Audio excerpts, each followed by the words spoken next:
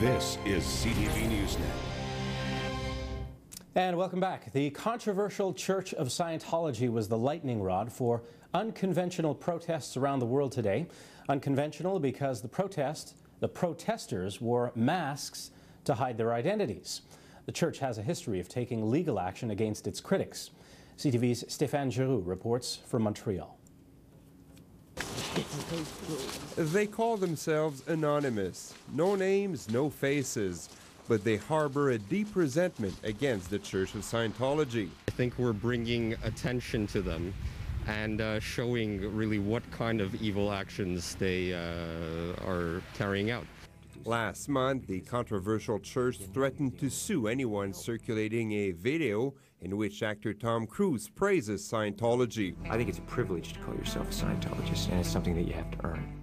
It's this attack on the free flow of information on the internet which sparked this global protest, held in dozens of cities across Canada and around the world in front of Scientology property. I'm sorry to use the word, but it's a cult. The protesters wear masks because of the church's history of litigation against its critics. And sure enough, Scientology staffers were busy filming the protesters outside their Papineau Street's offices. I think they're borderline hatred, religious hatred, incitation to hatred. I think they're the bad guys, you know. Cult expert Mike Kropfeld says such language from Scientologists is common because they don't tolerate criticism. And protesters have a point when they say they fear being sued. It has had a history, yes, of litigating and going after people who have had opposing points of view. Statistics Canada reports that only 1,500 people in Canada consider themselves Scientologists. But the church is wealthy.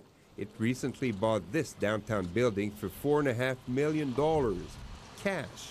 Well, it came from our members. Our members are supporting. But for critics, that kind of wealth should be seen as a warning sign. Stéphane Giroux, CTV News.